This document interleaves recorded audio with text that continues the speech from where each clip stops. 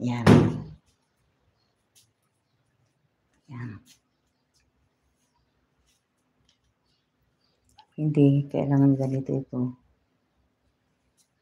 Yan o.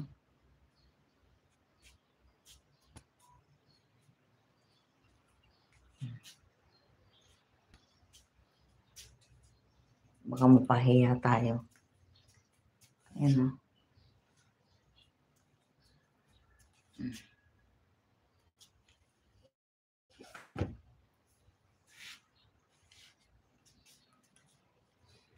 At least guys, nakita na ko ninyo.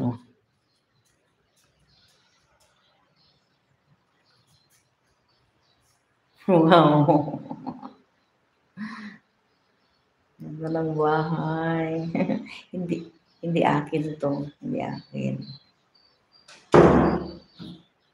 Nakikibahay lang tayo. Wala akong sarili. Ay, may bahay ako pero alam na this, nasa squatter. Hindi ko naman ikinakahiya yun. Mahirap lang tayo. Ngayon siguro ay ewan ko. Hindi ko alam kung paano ako mag-uumpisa ngayon guys.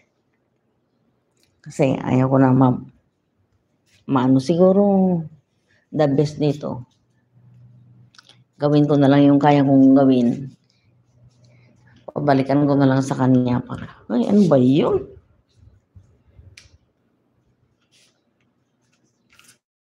Para walang masabi.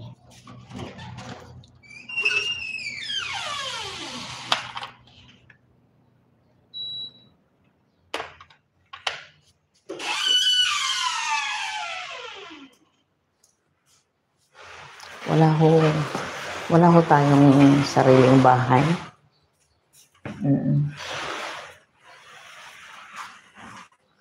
Ito nga, hindi ko nga alam kung paano yung pagtanda ko nito.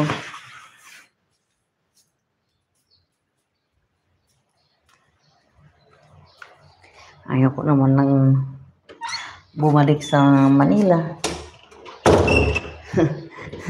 Kasi nagkaroon ako ng phobia. Minsan ako kasing nasunog yung bahay namin.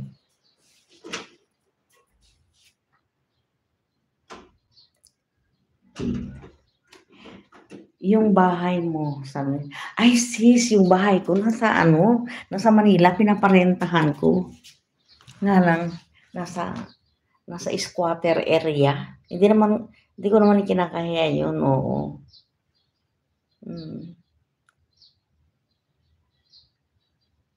Nasaan ka ngayon? Saan ka nasa Mandaluyong ba kayo o sa Makati? Sa Paranaque kami. Sa may Sukat. Silverio Compound. Sukat, Paranaque City. Malapit kami sa may nasa Bali to kami. Valley ito. Makati. Doon kami sa sa may Valley to. Nangungupahan ka. Oh. Ang hirap mangupahan. Kasi yung kababayad mo lang ngayon, mamaya-maya may utang ka na naman. Walang katapusan, lifetime. Kaya kung hanggat maaari, kung may sarili kayong lupa sa probinsya, pwede maganda unti-untian na lang kaysa sa mangupahan habang buhay. Ang hirap. Di ba?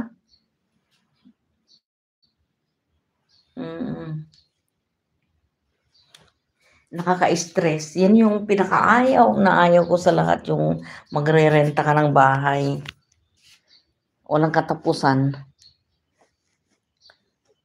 Kaya minsan, naawa rin ako sa mga nangungupahan sa akin, lalo na yung mga maraming anak. Kaya lang, wala akong magagawa.